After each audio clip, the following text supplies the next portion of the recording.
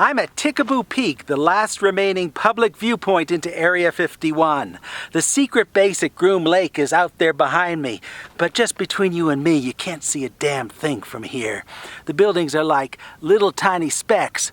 You got to have some powerful telescope or telephoto lens to see anything out there.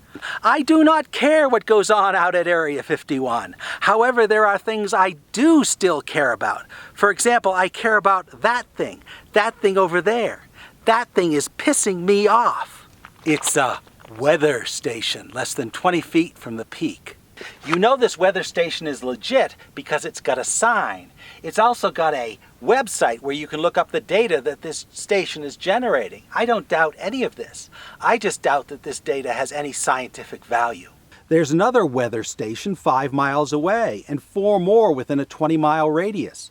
All of them just east of the secret aircraft testing base at Groom Lake. My, there sure is a lot of weather around here.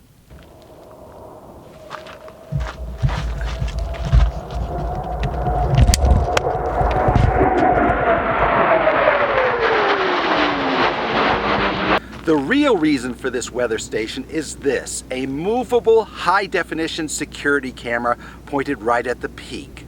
It's got its own power source, its own control box, and its own antenna. Someone is watching me right now, and it's not the weatherman. So what's wrong with this? Tikaboo Peak is public land. Paperwork was filed for use of this land, but only as a weather station, not as a human surveillance station. There are thousands of weather stations all over the country. If the government can turn any of them into surveillance stations, then you have Big Brother watching you and listening to you right in your neighborhood.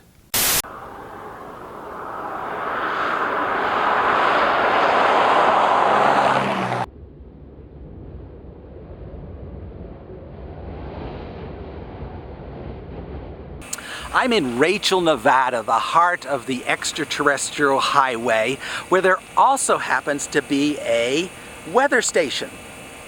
It's right in front of the Little Ailey Inn, which is the only business establishment in the whole town. This station is run by the same contractor, but under different auspices. This is part of the Community Environmental Monitoring Program, or CEMP. In other communities, these monitors are completely legit. We have one in Alamo, we have one in Tonopah, and we have one in communities all around this area. This particular station is almost completely legit. We know what each of those boxes is for from their website. The security camera is not legit. As best I can determine visually, this is the Canon VBC-60, a high-end commercial security camera costing about $1,500 without the housing. It has a 40x optical zoom, which the manufacturer says is the most powerful in the industry. Lets you see intricate details at great distances. So why would one want to have a security camera in this location? There's one that looks just like the one that's on Tikaboo Peak. Well, let's say you were the US Air Force and you wanted to know who is approaching your borders. Wouldn't you want to have a security camera right in front of the only establishment in the whole area? Anyone who comes through, you can zoom in on them, you can read their license plates, maybe you can identify them from their facial features. What's significant about this site if you live in Des Moines or Topeka? Well, you see that the data collection is getting broader. We're no longer at a remote desert site that only UFO watchers visit. We're now in a community. We've taken a weather station and turned it into a community monitoring station. In fact, the name of the organization is appropriate, Community Environmental Monitoring Program. They're monitoring the environment, but they're also monitoring the community. This security camera is not here for security. Now, we're so used to seeing them on buildings all over the country that we might think that this is quite normal, but it is not. This security camera is not connected to anything. It has to transmit to somewhere. There has to be a whole great communication network receiving that signal. The camera itself also has to receive the signal. If it's going to pivot, if it's going to turn, then someone has to be transmitting to that camera. My question is, who is receiving that signal and who is sending that signal? The weather monitoring portion of this site is relatively simple. The technology hasn't changed much in 20 years. That camera, however, is very high-tech. It has to be supported by a high-tech communication network some other place. I propose that that security camera and the network that supports it is far more valuable than anything down here in the weather station. Someone went to a lot of expense to install that camera, and I want to know who, and I want to know why. Now, there's a good reason there are so many weather stations in this part of Nevada.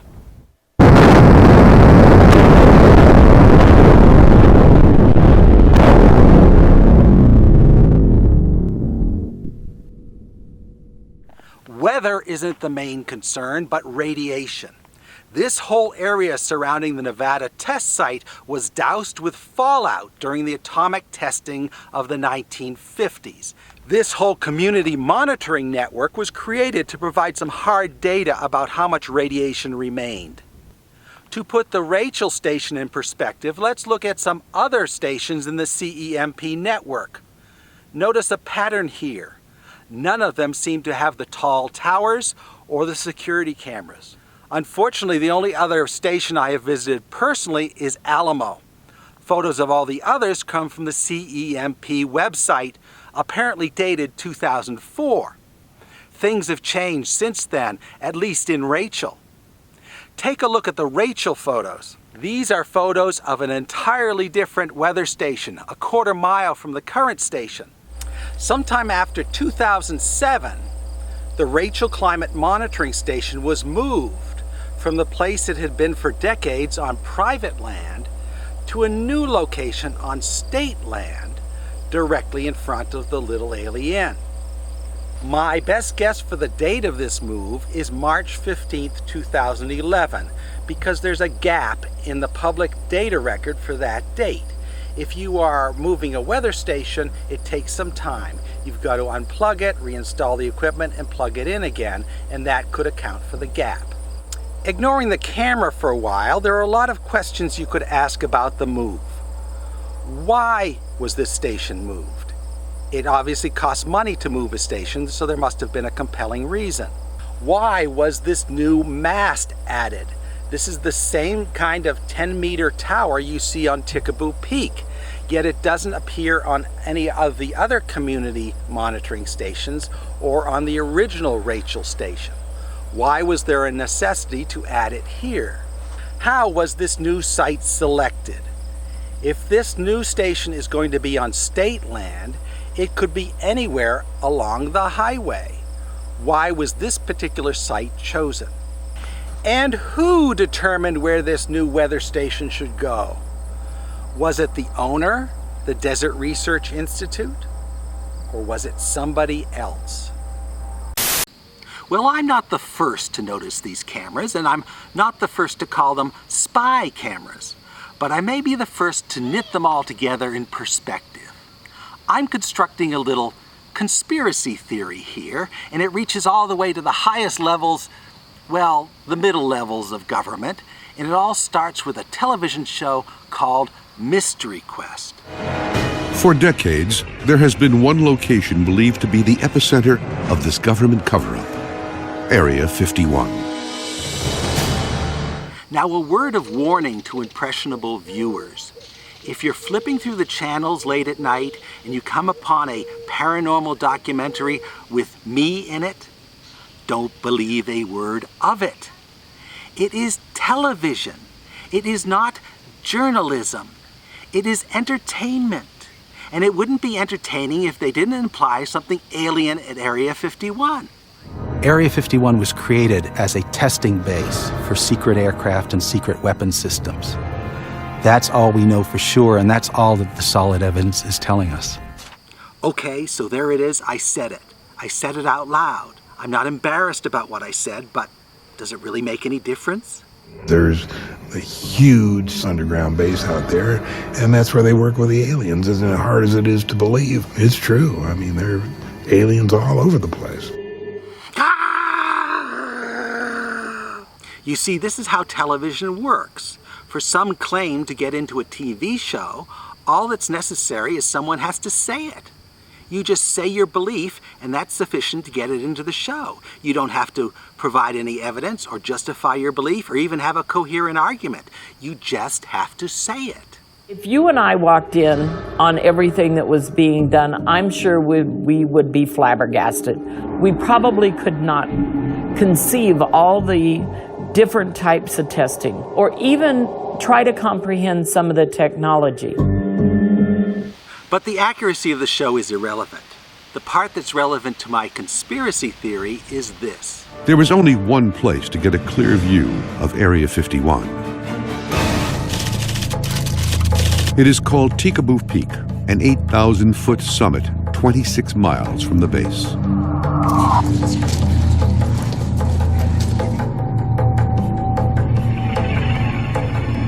The team will be led by Glenn Campbell, who has led many excursions and is familiar with the hidden trail that leads to the peak. But this trek is different. Oh my God, Now wow. that's a big lens.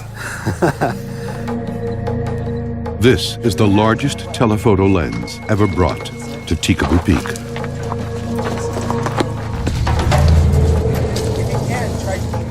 It can zoom 66 times further than a standard lens. This was June of 2009. And this Mystery Quest show was basically a remake of a show a year earlier called UFO Hunters. UFO Hunters did the same thing. They brought a big lens to Tikaboo and shot the base. Mystery Quest had to go one better by bringing a bigger lens. And they certainly did bring a big lens, but they didn't necessarily bring a better lens. They brought entirely the wrong lens for the circumstances. They brought a sports lens like might be used at the Super Bowl. And it came in this huge coffin-sized case. They hired 4 local boys to carry the case. Once we started heading up to the peak, we got a big response. We got a flyby by a jet. Suddenly, a fighter jet appears.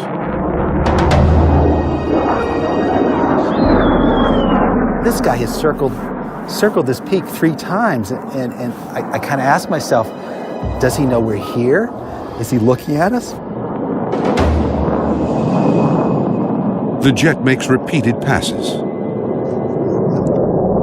It didn't just fly by us, it circled around us. Then a helicopter came and circled around us. Then, it becomes clear the government is scrutinizing the team's progress.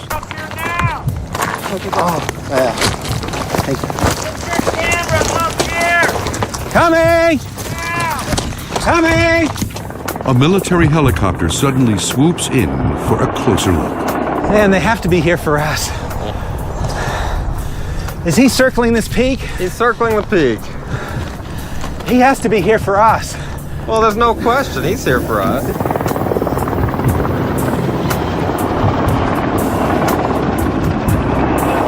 The helicopter is an unmarked Black Hawk-type chopper, often used by special forces.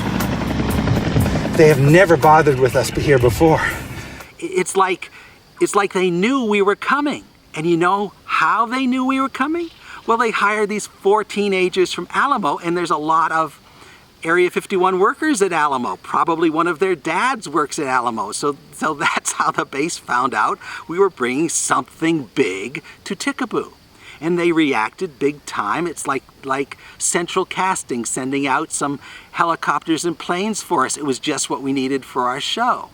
Clearly they overreacted because the lens wasn't really worth it, but they didn't know what was in this big case, and they were ill prepared.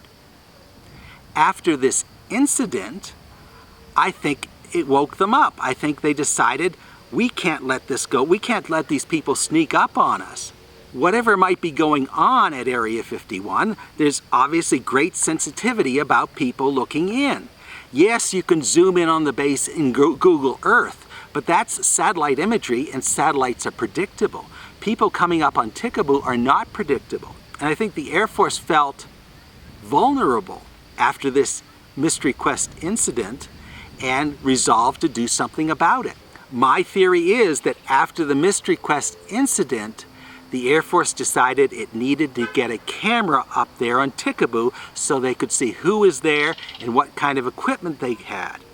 26 miles, you can't see very much with the naked eye, but if you have this massive telephoto lens, you can see a lot, and their programs are potentially vulnerable.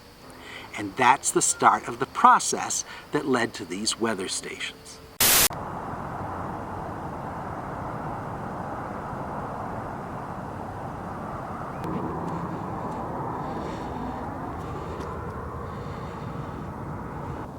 This is the Desert Research Institute in Reno, Nevada, a big nonprofit organization affiliated with the University of Nevada. As the name implies, it's mostly concerned with monitoring wildlife and writing environmental reports. What you didn't know is that it's also the front for a U.S. Air Force intelligence gathering operation outside Area 51. The epicenter of this government cover-up, Area 51.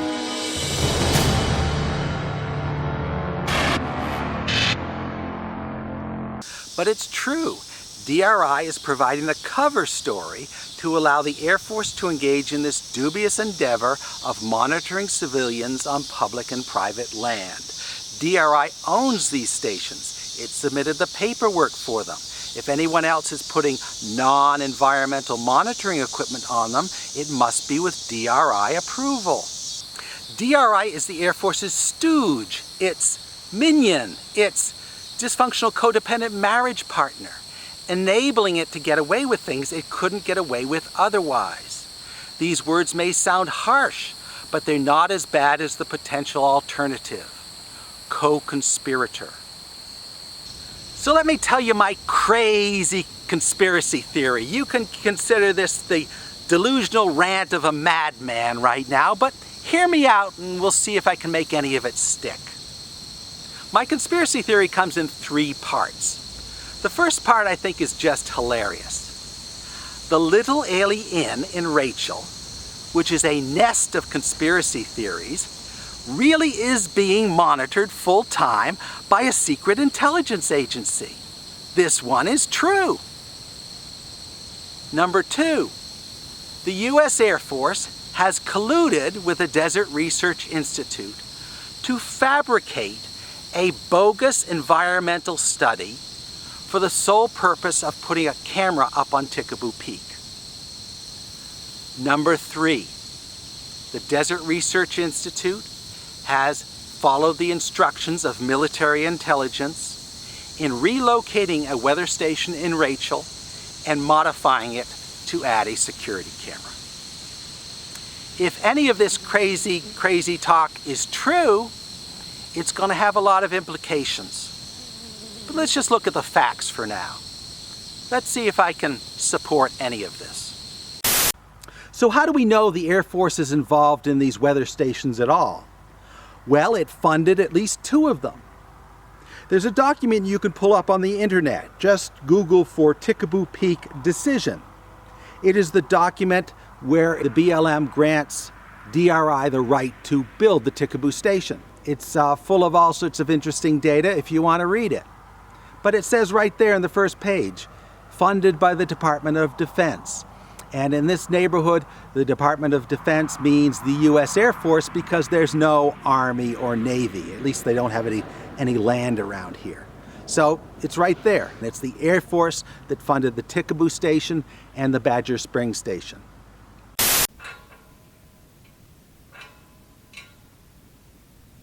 This is the Badger Spring Valley Climate Monitoring Station, built around the same time as the Tikaboo station, also funded by the Department of Defense and owned by DRI, which submitted a parallel application, almost identical application as the Tikaboo station. The BLM document approving this station is available online.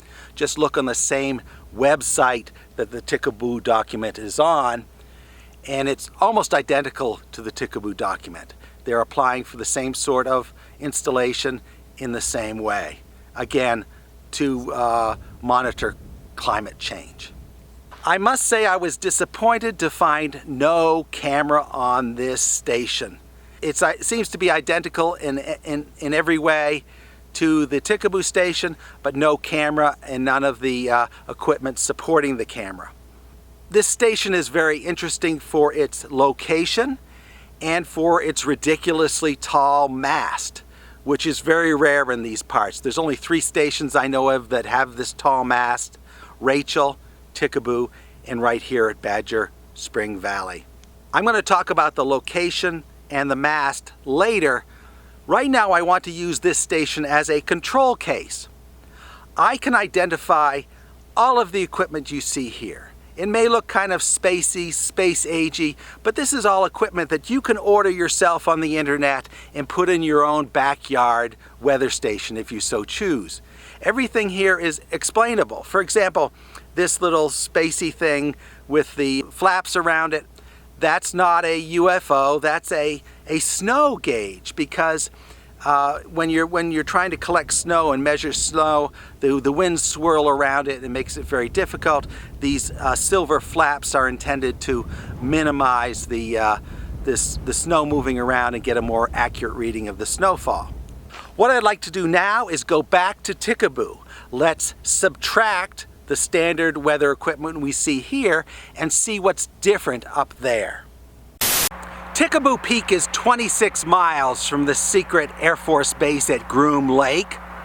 The view from here isn't great, but it's all we've got after the Air Force seized some closer viewpoints in the 1990s.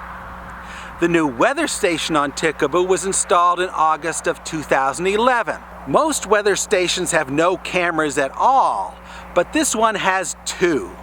It has the high-end security camera that pans and tilts and has a 40x zoom, and it also has a fixed webcam. You can actually view the output of the webcam on DRI's website. This webcam seems pretty harmless at first because it's pointed away from the peak and away from Area 51. It's pointed to the southeast. This turns out to be very significant, however, and I'll talk about it later. For now, I just want to go through an inventory of this weather station and see how it differs from the Badger Spring station. Starting at the very top of the weather station, we see a wind vane. It is a model 05103 from the R.M. Young Company. This item is actually quite pricey. That wind vane costs $1,000. It's identical to the wind vane at Badger Spring, except for one thing. Do you see something wrong with this wind vane? Well, actually the little whirligig thing isn't turning. It is broken, as in busted, as in malfunctioning. In fact, it has been malfunctioning since July 10th of 2015. We've had several months without any wind data from Tikaboo Peak. Down lower in the mast, we find a new sensor that doesn't appear in the Badger Spring station. That is actually a snow level indicator. At the same level of that sensor, you have the fixed camera. Beside the webcam on either side, you see 2 antennas that do not appear at Badger Spring. One is a directional antenna, and one is an omnidirectional antenna. It says digital antenna printed right on it. You see, this weather station is different than most weather stations.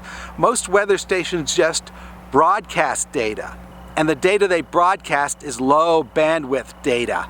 You could type out the data from a weather station in Morse code and you'd still have enough bandwidth left to report the sports scores. Video is entirely different. Video requires a high bandwidth circuit, which requires, in this case, a whole different radio system. I assume that the directional antenna is broadcasting the video signal and that the omnidirectional is receiving the instructions for where to pan and tilt the camera, but it could be the other way around. The only thing I know for sure is that that directional antenna is pointing somewhere In fact, if you look in that direction it's pointing, you see in the far distance, about 7 miles away, a cluster of radio towers. These are radio towers above the town of Alamo. I assume that the cell phone towers for Alamo are up there. So I haven't had a chance to go to that other location. When I do, what I expect to find is another directional antenna just like this one pointing up at Tikaboo Peak. Now, assuming that is a video signal, I think the video is being beamed down to this hilltop where the antennas are. At that point, it's being turned into a digital signal and pumped into the telephone network. The straight antenna is an omnidirectional antenna, meaning it can receive signals from any direction. It just has to receive signals that are more or less in line of sight between transmitter and receiver. Now, Area 51 itself just happens to be within line of sight of this antenna, so instructions could come from there, or they could come from anywhere. Continuing down to the base of the weather station, we see a solar panel that does not exist in the Badger Springs station. This smaller solar panel, I assume, powers the security camera and the web camera. And we also have another control box that doesn't exist at Badger Spring, and I assume that is the control box for these two cameras. Other than that, everything we see on the weather station is identical to Badger Spring, and everything we see is identifiable as legitimate weather equipment that you can order yourself on the internet. I would like to talk about both of those cameras and where they are pointed, but before I do, I want to return to one little irritating feature of the conventional weather equipment.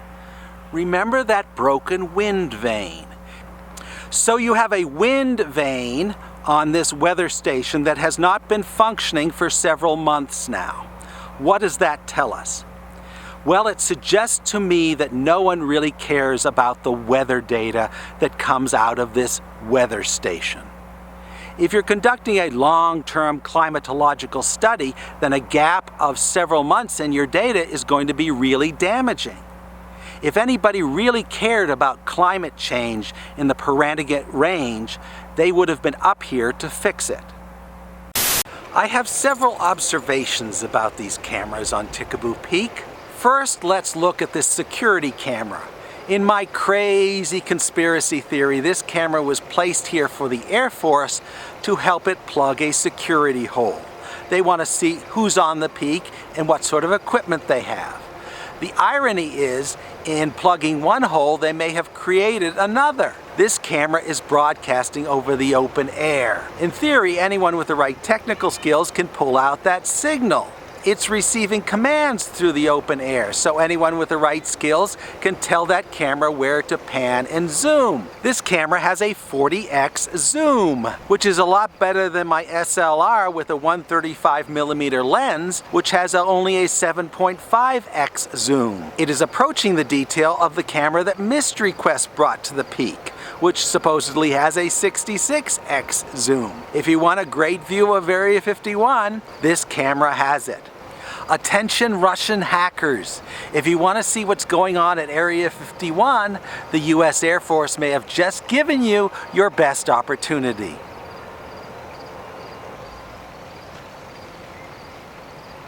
The fact that this permanent camera can see Area 51 has some legal implications. According to signs posted on the border, photography of this area is prohibited. According to the federal statute cited at the bottom of these signs, you need written permission from the base commander to photograph this area. My questions for DRI are, do you have this written permission, and can we see it? Of course, if the US Air Force controlled these cameras, they wouldn't really need written permission because they're part of the same organization. But DRI should be able to produce one or the other. Either it can show us the written permission, or it can tell us that the Air Force controls these cameras. If DRI can't do one or the other, then it is in violation of federal law. Other people tell me they have seen this camera move, but I've never seen it move myself. Every time I've seen it, it has been pointed at the peak, which is about 10 degrees to the left of being actually pointed at Area 51. Pointing at the peak is the logical resting point for this camera because that's where the visitors end up when they climb this mountain. However, pointing at the peak leaves you with a blind spot, and that's the reason for the fixed camera. When I first saw the output from this fixed camera online, it seemed uninteresting to me. The fixed camera is not pointed at Area 51 or at the peak, it's pointed to the southeast, sort of in the direction of Las Vegas. After a little bit of study, however, the solution quickly became apparent. You see this ridge in the foreground? This ridge doesn't have a name, but right now I'm going to give it a name. I'm going to call that Implication Ridge, because there's a lot implied in where this camera is pointed. I said that Tikaboo Peak is the only place on public land where you can see Area 51, but that's not exactly true. There is one other place that you can see Area 51, and that happens to be this ridge that's pictured in this webcam. You can't easily get to Tikaboo Peak without passing over this ridge, and your first view of Area 51 is from this ridge. In fact, the Mystery Quest crew stopped at this ridge. It was such a difficult chore hauling this big camera up that as soon as they saw Area 51, they stopped and they shot it there. If you look at the output of this camera online, you see pretty good definition, about 1280 pixels across. However, this camera is capable of far better. There's nothing to prevent the signal from this camera being split, with the high resolution image going out through the video stream to the Air Force and a medium resolution image going out to DRI's normal weather network. I'm curious, however, as to why the public image is delayed for so long. According to the DRI website, it's delayed 10 minutes, but whenever I have looked at the image, it's been delayed by 2 hours. I am calling this feature Implication Ridge because it implies that DRI knows full well why the Air Force wants this station here. If you confront DRI about the security camera, they might claim they had no idea that the Air Force was going to come along and put a security camera on their weather station. The webcam, however, disproves that theory, because the webcam DRI is taking full responsibility for, yet it happens to be pointed exactly where the Air Force would want it. This implies to me that DRI is not merely a dupe, but a full partner in this intelligence operation. So this all makes perfect sense now. The security camera is normally pointed at the peak, where most visitors usually end up, and the fixed camera is pointed at Implication Ridge, which is what most visitors pass over to come to the peak, and that is also a viewpoint into Area 51 itself. Now that you know where these cameras are pointed, they are fairly easy to evade. A security camera can be pointed in any direction, but normally it's pointed in one direction, so you just come up from behind and you never go to the peak itself. A greater challenge is how to get your car to the trailhead undetected, and that's where the Badger Spring weather station comes in. According to my crazy conspiracy theory, the Badger Spring Valley weather station is part of the Air Force's early warning system. They want to know not only who is on the peak, but who is approaching the peak. And the best way to do this is to monitor the roads approaching the trailhead. There are 2 dirt access roads, a southern one from the Pahranagat Wildlife Refuge and a northern one from Alamo. They join together for the final 3 miles to the trailhead. Normal ranch traffic may travel on the lower loop, but if anyone turns off on that final spur, it is likely they intend to hike Tikaboo. If the Air Force could detect them there, they would have at least an hour's warning before anyone appears on the peak. According to my conspiracy theory, the Badger Spring Valley Station was established as a platform for a security camera, just like the one on Tikaboo. The fact that there's no camera there now doesn't disrupt my theory, because military planning is all about building future capabilities, not necessarily using them. If I were the Air Force, my first choice of location for a security camera would be right at the road junction. What I found on the ground was something different. The actual station is about 1.5 miles down the northern access road. You can't see the road junction from this position, and from the ground you can't see the other access road. You can't see the other access road from the ground because of this low intervening ridge. However, from the top of a 30-foot tower, you may be able to peek over the ridge. Drawing some sight lines on Google Earth suggests that a broad swath of the southern road may be visible from the top of the tower. You should also be able to see the road from some part of military land where they can put all the cameras and radio stations they want. The northern access road and final 3 miles to the trailhead probably are not visible from military land, which is why they need the weather station. Why is this surveillance platform located here and not at the road junction? It may have to do with radio access. The road junction may not be within line of sight of military land, while the top of the tower at the current weather station probably is. So if the Air Force is concerned about early warning, why don't they have a camera on this weather station? Well, they probably have other systems for detecting vehicles on that road, like good old-fashioned road sensors. In the 1990s, I discovered and mapped a network of them on public land in the Tikaboo Valley. It is reasonable to assume they are still using them now and that they are more sophisticated and harder to detect. If the Air Force could get a road sensor network working, they wouldn't need the camera. Nonetheless, the platform for a potential security camera is a good asset to have. If you're going to spend years building the infrastructure for a surveillance network, you need to consider all the contingencies and cover all your bases. According to my crazy conspiracy theory, this all started with a Mystery Quest incident in June 2009. The Air Force scrambled the jets, they scrambled the helicopters, they scrambled the eggs, they scrambled everything for this little piddling little telephoto lens that we had that really didn't show anything. So I think at that point they realized we got to do something.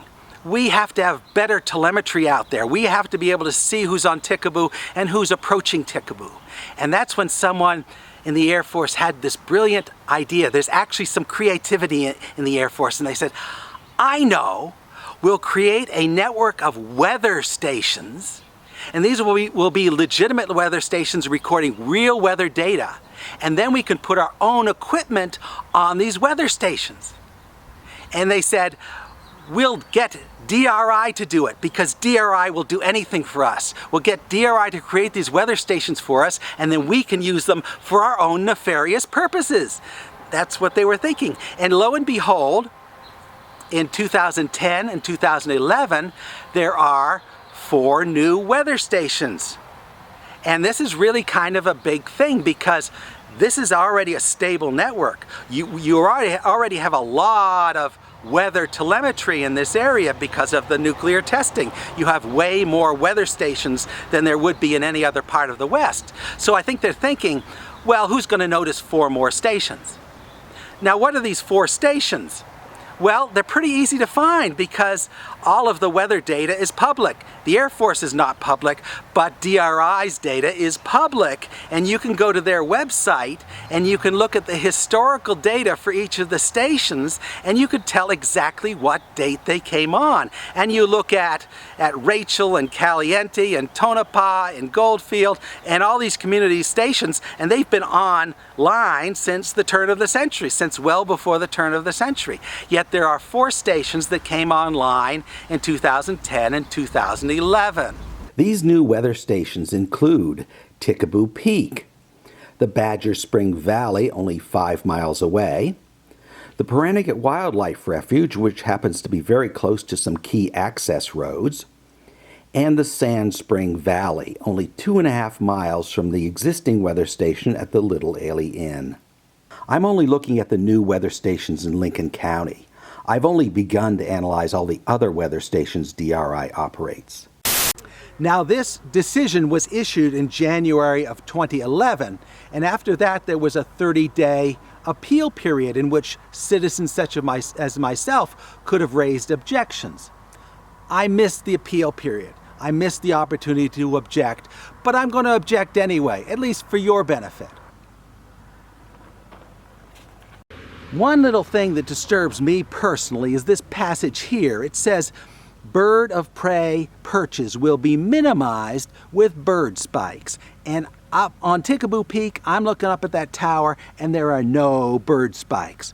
None whatsoever. So a bird of prey can just perch up there all he wants. So what difference does it make to me? Well, I happen to be a friend of the desert hare.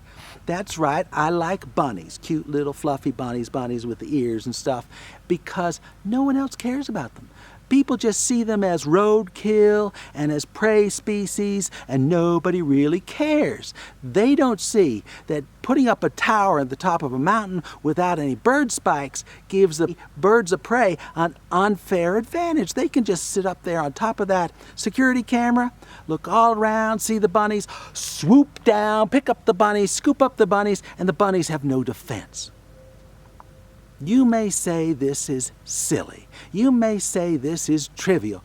Well, it's not silly or trivial if you're a bunny. So I want to see bird spikes up there on that security camera. Another issue. It says that only BLM designated roads will be used to access the site. It turns out there are no BLM designated roads to access the site. You have to hike to it. The BLM roads will only take you within a mile or two. Then you have a strenuous hour to 2 hour hike to get to this site.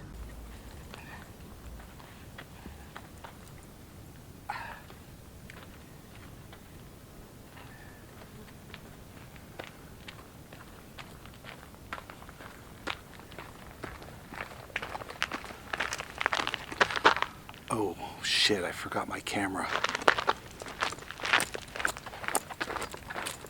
What that means is that the roads won't work. You have to have a helicopter. The helicopter is an unmarked Black Hawk type chopper, often used by special forces. This isn't any ordinary helicopter. This weather station has a concrete base. Someone had to transport bags of concrete up there, as well as water for the concrete and something to mix it in. And all of that requires not just an ordinary helicopter, but a heavy lift helicopter. And that must have been really, really expensive for DRI to bring in a heavy lift helicopter, unless A military helicopter suddenly swoops in for a closer look. Man, they have to be here for us. Is he circling this peak? He's circling the peak. He has to be here for us. Well, there's no question he's here for us. The only way that this station could possibly have been constructed is a helicopter, and we don't see the helicopter mentioned in this report. Helicopters can have big impacts. There's downwash. There's no landing zone up there, so there's safety issues. A helicopter is a big thing. It should have been mentioned in the report. Where could you get a helicopter?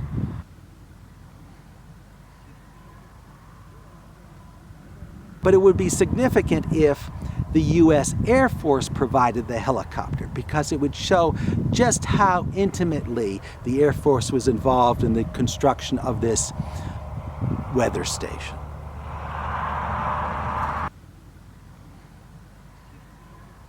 My final objection is really very interesting, and it's something that only I would know about. DRI is applying to put a weather monitor on Tikaboo Peak. It's right there on the cover page in the title, Tikaboo Peak. And my contention is, officially anyway, Tikaboo Peak does not exist. It is a made-up name. I know it's a made-up name because I made it up. Now you can object and say, well, there's a bronze marker on the peak, and it says embossed on that marker, Tikaboo, and there's a date on that marker, 1969, which is a couple decades before I came there. So how can I say this is not Tikaboo Peak? I just say it, it's not Tikaboo Peak. Tikaboo is the name of the base marker itself, not the name of the feature. And evidence for this comes from the Badger Spring quadrangle that was available back then, where you see the name Tikaboo handwritten on the map. It isn't in a typeface like Badger Mountain is, it's handwritten. That indicates to me they are labeling the base marker. They would never name this feature Tikaboo anything because there's another whole range on the other side of the valley called the Tikaboo Range. So you wouldn't put a Tikaboo Peak 20 miles from the Tikaboo Range. It's against convention. It's not something that USGS would ever approve. The only reason anyone calls this Tikaboo Peak is that because I put it in my viewer's guide around 1994. The military had already seized Freedom Ridge, the close-in viewpoint, and we looked back for another viewpoint and we found this one obscure peak among many where we could see Area 51. It wasn't the highest point in the area. The highest point is Badger Mountain. It was an obscure peak you'd never notice, except that it happened to look through a V in the distant mountains so you could see Area 51. That's the only reason anyone would name it. And when I saw the handwritten name Tikaboo, I thought that referred to the feature, and I thought, well, what do I call it? Do I call it Mount Tikaboo or Tikaboo Mountain? And I eventually settled on Tikaboo Peak because it sounded better. It sounded best. But prior to 1994, there's no human on the planet that called it Tikaboo Peak. The only way the people who wrote this request can know it's Tikaboo Peak is because they're already familiar with the UFO literature and what's on the internet. Okay, so indirectly they are acknowledging that they know full well what this peak is for. If they had pulled it out, if they had chosen it at random just because it happened to be a high point, then they would call it a side peak of Badger Mountain. Or more importantly, they would put their climate monitoring station right on Badger Mountain. You see, most features in Nevada do not have names. You have the name of mountain ranges, and the highest peak on that mountain range will have a name, but the 100 other peaks along that range probably don't have names. And this feature is called Badger Mountain, and it's got a dozen little side peaks, one of which we now know is Tikaboo Peak, only because it's a place where you can see Area 51. So isn't that interesting? Tikaboo Peak does not exist. So it's the perfect place to go to see a base that doesn't exist. Okay, I want to hammer on this point for a minute because it's legally significant. There is no such thing as Tikaboo Peak. It is a made-up name. It's not an official name. If it were, it would be in the official USGS database of names, and if you type in Tikaboo, you won't find it. You'll find nothing in the Pahranagat Range named Tikaboo. So if the BLM were to take an action on Tikaboo Peak and it were to notify the public of this action by calling it Tikaboo Peak, it would not be notifying anybody but the Area 51 watchers. I invented this name for a specific purpose and for a specific audience. The purpose is for going up and seeing the base, and it's for an audience who wants to do that. An analogy is that I take a place, a side peak of Badger Mountain, and I decide on my own to name it Bunny Mountain because of all the cute bunnies bouncing around on Bunny Mountain. And I tell all my bunny-loving friends, come up to Bunny Mountain and see the bunnies. So now if BLM were to take an action on Bunny Mountain and it calls it Bunny Mountain, it's really only notifying the bunny lovers because no one else knows what the hell Bunny Mountain is. So if BLM goes through a scoping period for Bunny Mountain, no one objects, and they grant the application isn't valid because the scoping period wasn't valid. So what you have here is the whole thing is invalid. The whole thing is a scam, a sham. It's invalid. You know, take the thing away.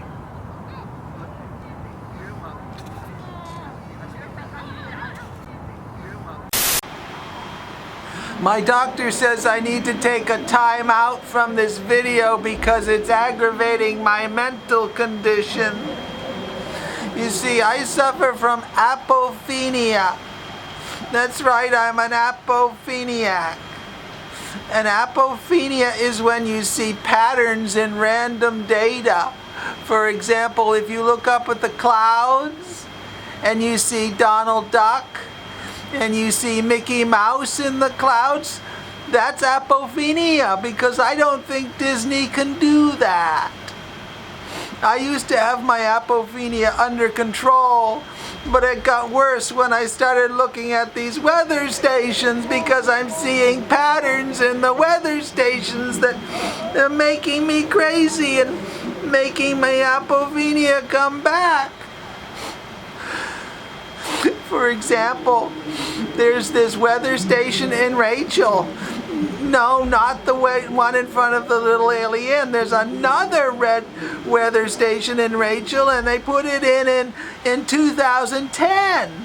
It's in the crop circles. You know, you look down from the sky and you see giant crop circles in Rachel. That's where the weather station is. It's on the Panoyer farm, and it's only 2.5 miles from the Little Alien, where there's another weather station, and they call the other weather station the Sand Spring Valley Weather Station, and I don't understand why it's there, because it's only 2.5 miles and an open desert on the same elevation, but they had to put in a new weather station. And I look at the map and I say, wow, this would be a really good place to put a tower and a camera, because you got the two borders from the Nellis Range, one on one side and one on the other, and if you put a tower and a camera and you looked in those directions, you could see all of those roads that lead into the Nellis Range, and you could watch for vehicles going in. So I went to this weather station, and it's just a weather station. I look all around and it's just got the weather equipment on it, and there's no tower and there's no camera. It's just a weather station. And they put it in 2010, and I don't understand why you would put a weather station only 2.5 miles from another weather station. So I don't know what it is. There's nothing. It's just a weather thing with all the weather little things, but they did have two of these little flappy things, the things with the UFO things, and one of them is real and one of them is fake. It's just a pipe with the flappy things, but that's the only thing that I can figure out that's different about this weather station, and that's the thing that brings back my apophenia, and the reason I'm here, and I get to wear my jammies all day long in my bunny slippers. And they're very nice to me, and they calm me down, and they give me my apophenia medicine, because I need it right now. They'll calm me down, and I'm very calm right now, except when I think about weather stations, because the Air Force can put a weather station any place they want. They just tell DRI, put a weather station there, and DRI will do it, and they'll say it's to monitor climate change, and they'll just pay for it, and the DRI will put it there, and then they put their camera on, or sometimes they don't put the camera on. I don't know. It's just apophenia. That's all it is.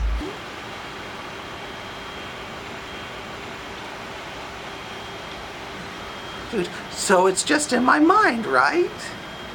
Right? But then I look at the list of all the weather stations in Nevada, and I see more patterns and and it's making my apophenia worse. For example, at the Nellis Range, on the eastern side of the Nellis Range, there's this long straight border that goes all the way down, maybe 60 miles long, and there's only one road in and one road out. And it's called the Alamo Road, and at either end there's a weather station at either end. So I look at the weather station on the map, and this road runs from the Pahranagat Wildlife Refuge all the way down to Corn Creek, and there's a brand new weather station at the Pahranagat Wildlife Refuge, and I went to it and I looked at it. And it's just a weather station. I don't understand why. And I didn't go to the one down in the south because I didn't have time, but that one's online. And there's a weather station, and there's a tower, then there's a camera on it. And you know there's a camera on it because it says so on the web. It's got a VBC 60 camera on it that looks right down at the other end of the Alamo Road. So if you came in from one way or came in from the other, the Air Force could put a camera there. But they have a camera only at one end, not at the other end, and I don't understand it. It's just making me crazy. My Apophenia is just making me crazy.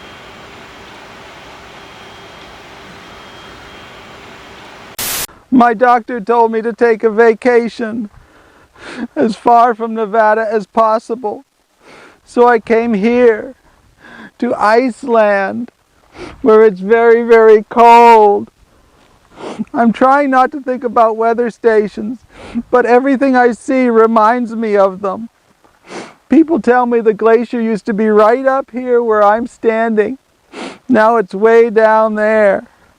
I'm thousands of miles from Area 51, but I can't get away from climate change.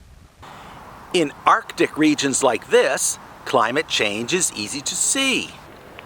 Just 1 degree of temperature change can mean the difference between ice and water, with a corresponding rise in sea level. In the deserts of Nevada, 1 degree of climate change does not mean the same thing. The desert is already a place of extremes. There are hot days and cold nights. There can be 20 years of drought followed by 5 years of flood.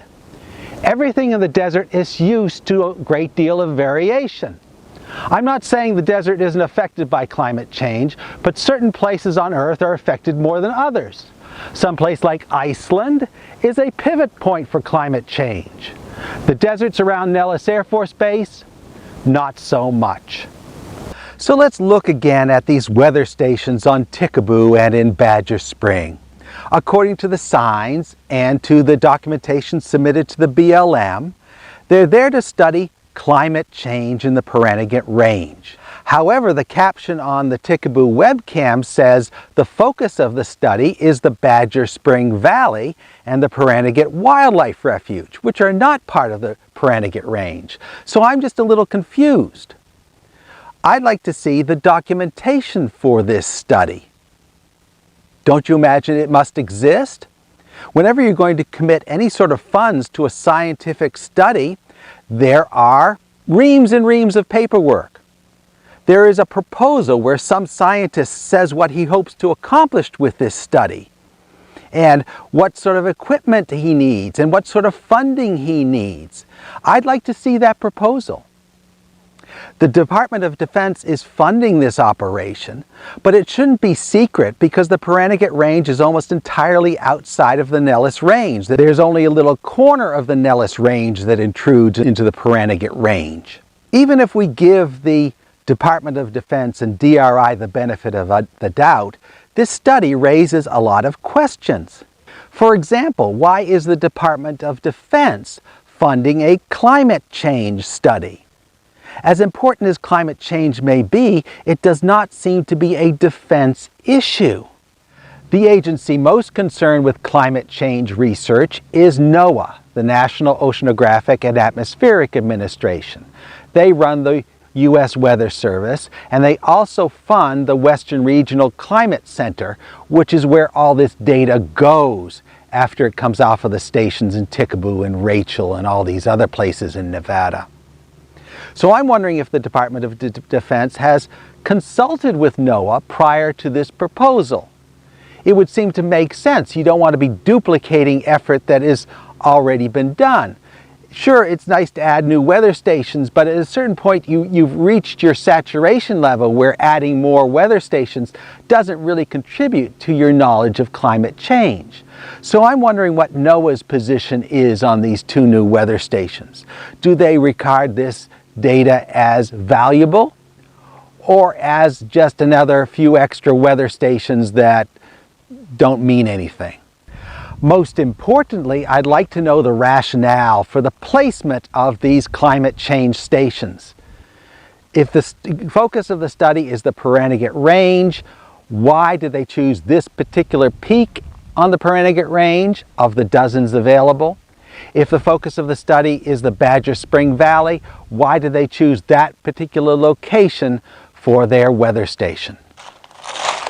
Show us the study. It's as simple as that.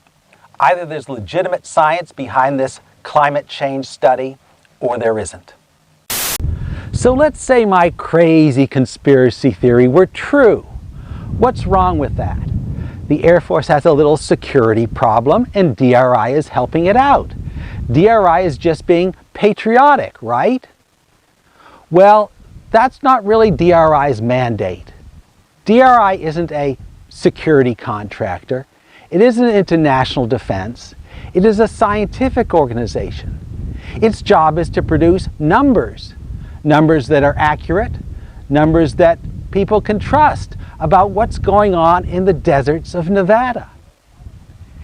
Air Force contracts DRI to conduct certain studies, but the Air Force cannot tell DRI how to conduct those studies. Let me put this all into perspective. The Nellis Range is as big as the state of Connecticut, and within that there is another block of land, the Nevada test site, as big as the state of Rhode Island. And within that whole big area is a cornucopia of environmental abuse.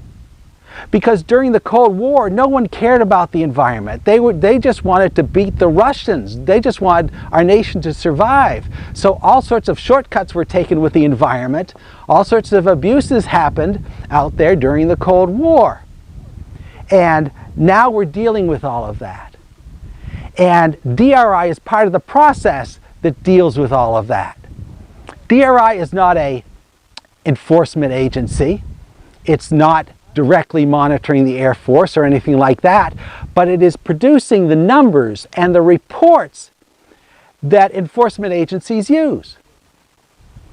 Let's take an example. The Air Force is accused of dumping hazardous waste at Area 51. That was a real thing back in the 90s, that they illegally disposed of the coverings of stealth aircraft in pits out at Area 51. And now the EPA is putting pressure on the Air Force to resolve the problem. The Air Force hires DRI to conduct a study of how bad the problem is.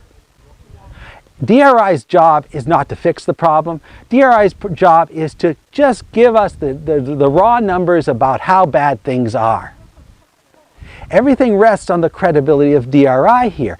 Air Force is giving them a contract and saying, determine the groundwater contamination at Groom Lake. But then DRI has to obey scientific principles to fulfill that contract. The Air Force can't tell DRI, we're paying you to find that there's no problem out there at Area 51, because that's not DRI's job. DRI has to give you accurate scientific numbers. And we're trusting DRI to do this job right, because this is within a restricted area where other scientists can't come in to verify DRI's work. So if DRI has an Air Force contract to test groundwater around Area 51 and comes back with a finding that there's really no problem out there, we're trusting DRI on that. We're trusting that DRI has gone through all the scientific processes necessary to come to that conclusion. Now we have a situation up on Tikaboo Peak where DRI is creating false science, is fabricating science on behalf of the Air Force to achieve the Air Force's aims. The Air Force said, give us a weather station on Tikaboo Peak, and DRI complied. DRI produced a fabricated study that it's passing off as the real thing. It's generating this fake science to support the Air Force. Now, this is just a little thing, this weather station, it's just a little tiny thing. But what does that tell you about all that science that DRI is also doing for the Air Force? All that science we can't see that really means a lot.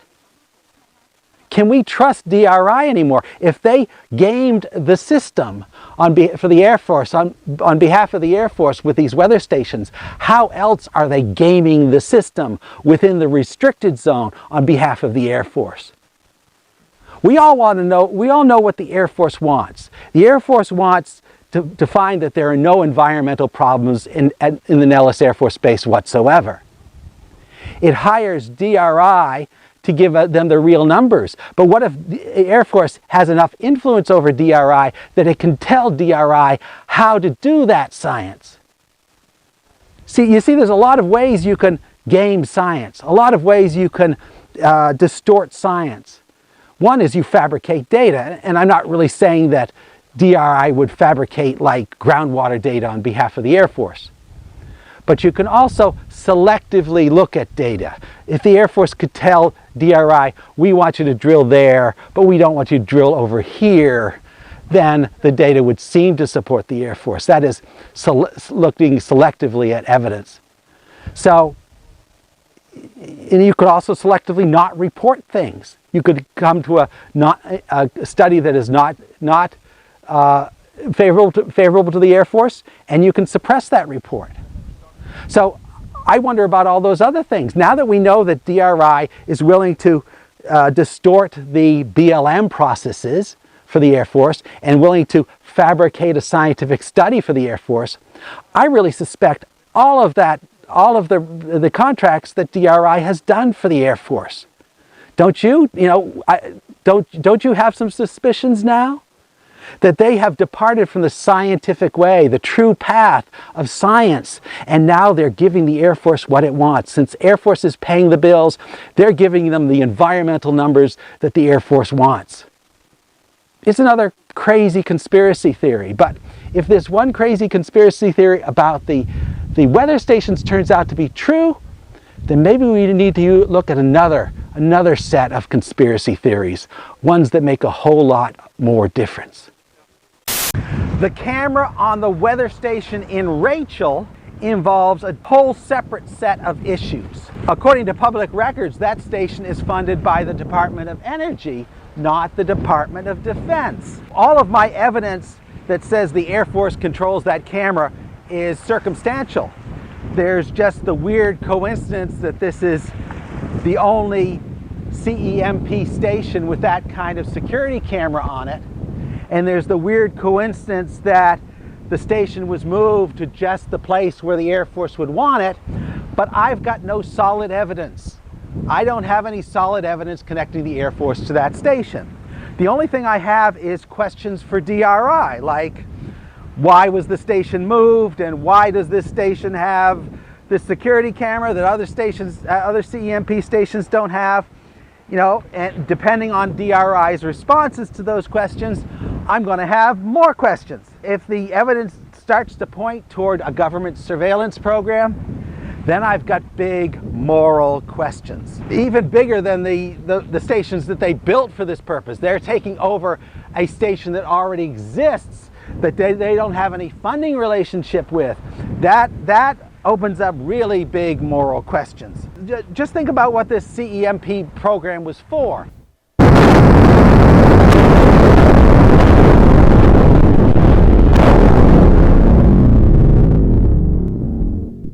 It was created because of the fallout in the 1950s and 60s that killed people.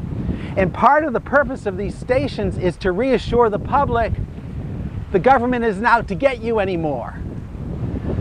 The government in the 1950s and 60s actually killed people.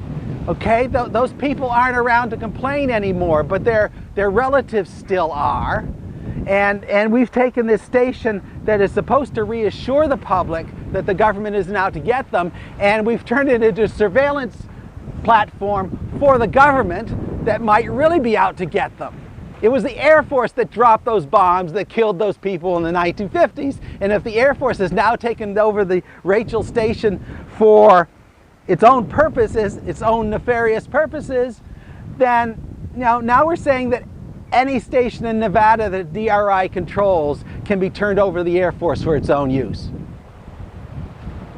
So these are just questions. As I say, it's all coincidental. It's all circumstantial evidence. I've got no evidence the Air Force is using that camera, but I'd like to know.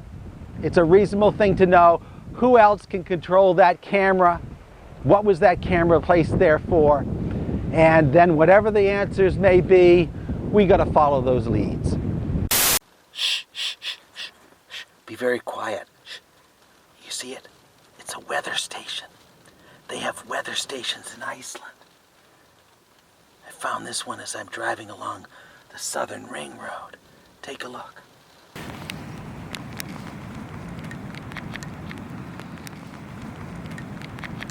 There, you see it? You see it? It's another Icelandic weather station. They know I'm here. Not only do they have weather stations in Iceland, they have something here you hardly ever see in Nevada. They have weather. I really don't have an issue with those fixed web cameras, the ones that are always pointing in one direction. Those have a legitimate weather purpose. If you're going to a city like Detroit and you want to see whether there's snow on the ground, you look on a webcam. That's perfectly reasonable. They're always pointing in the same direction. Everyone knows they're there. My only issue is with these movable, panable, tiltable security cameras. I contend that these have zero legitimate weather purpose. Cameras like that are designed to track a target, to follow things that are moving. They're designed to follow people, not weather. The weather doesn't move like that. You don't need to track the weather. So when you put one of these things on a public weather station, rightly or wrongly, you're going to arouse suspicions. And people are going to think that the government is watching them, whether or not it really is. I think this is an issue for NOAA, our National Weather Agency. They are the ones who are funding, ultimately responsible for this whole game. They fund the Western Regional Climate Center where all this data is going. And DRI runs this center on behalf of NOAA. So DRI is NOAA's representative in Nevada. So this puts NOAA in a position of having to decide, having to state what their policy is. Should security cameras be on weather stations, or should they not be on weather stations? If the answer is they should be there and government intelligence agencies can use them, there's all sorts of civil liberties issues here. There's legal issues here. Do you have to inform the public that you're doing this? But that's really irrelevant. I think there are much more important practical issues. These weather stations exist mainly through the goodwill of the American people. You've got weather stations in a lot of remote locations. You've got them in cities, you've got them in the country, you've got them on farms, you've got them on the top of mountains. They continue to exist there because people believe they are scientific equipment. They could be subject to a lot of vandalism if it turns out they are not scientific equipment, or if people believe they're not scientific equipment. If the position of NOAA is that any weather station can be used for government surveillance, then all of your weather stations, all of the weather stations in America are vulnerable because most people can't tell the difference. There's a lot of fancy looking equipment, a lot of spacey looking equipment on a weather station, and the average person looks at it and doesn't know whether it's surveillance equipment or weather equipment. Now we're sending the message that it could be surveillance equipment. What that means is that anybody with a gun, anybody with a conspiratorial bent, who comes upon a weather station with no one around and nothing to protect it, he's going to take his gun and go bang, bang, and there goes your weather station. Once you cross that Rubicon, once you allow even one government surveillance camera on a weather station, then you've made the entire network vulnerable. So why would a nice environmental organization like DRI engage in an intelligence partnership with the U.S. military?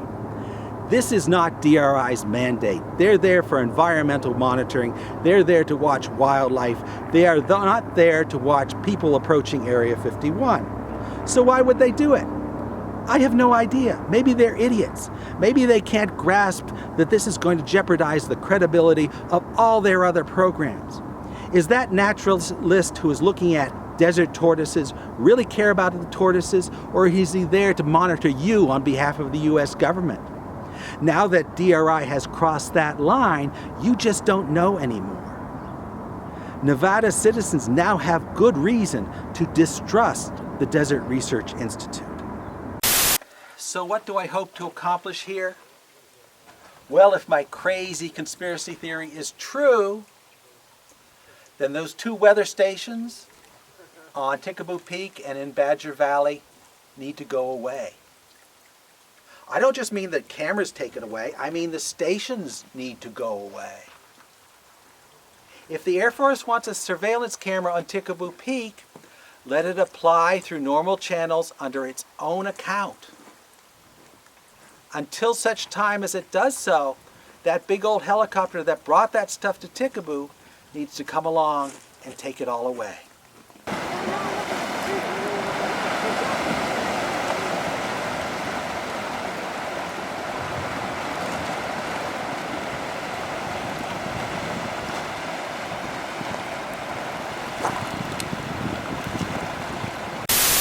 They don't want me to talk about weather stations anymore, so I'm going to talk about hers. This is Cyrene. She's a friend of mine. Cyrene is a mermaid. You see that? She's a mermaid. And Cyrene was born in China. It says so right here. She's Cyrene. And she's born in China, which is where all the mermaids come from now. And Cyrene has a sister. I met her at the dollar store, and I met her and I met her sister. And her sister's name is also Cyrene. She happens to have the same name, except her tail is pink, and this Cyrene's tail is blue. So Cyrene's sister Cyrene is no longer with us because she gave her life on Tikaboo Peak for the cause of government accountability. And I'm very sad about this. I'm very sad. So Cyrene's sister, Cyrene, up on Tikaboo Peak, I killed her. I lashed her to a pole, and I stuck the pole up in front of that fixed camera. And so Cyrene got to appear on a weather camera. So isn't that nice? That's Cyrene's sister Cyrene, and she only lasted about 24 hours because of bad engineering. But she proved a concept, so she did not die in vain. She was a proof of concept mermaid, and it just proves that, you know, if we don't like the camera, there's always something I can do about it, you know? Maybe not destructive, I would never destroy anything, but there are many other ways, you know? Many other ways. You know?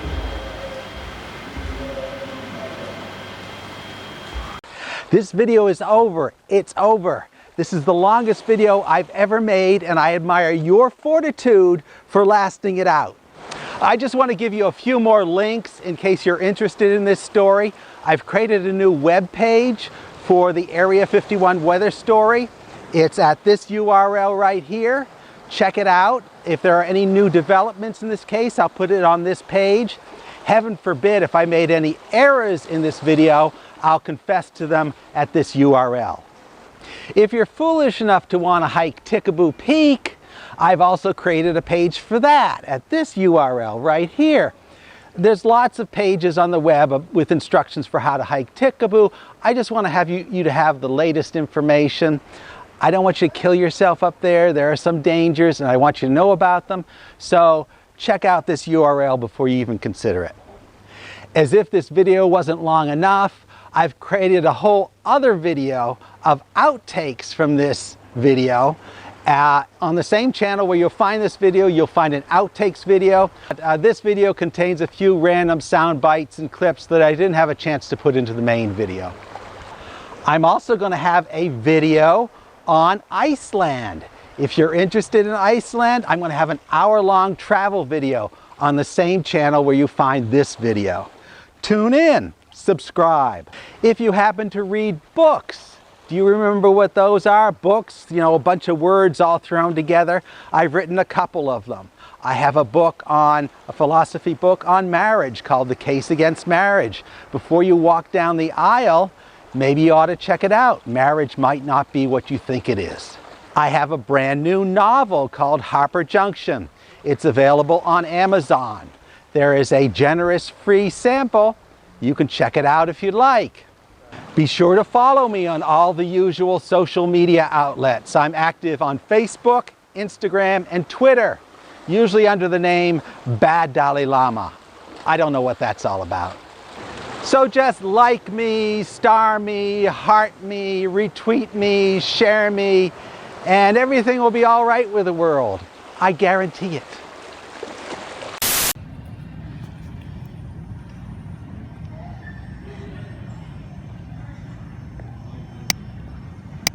If you're flipping through the channels late at night and you come upon a paranormal documentary with me in it, don't believe a word of it.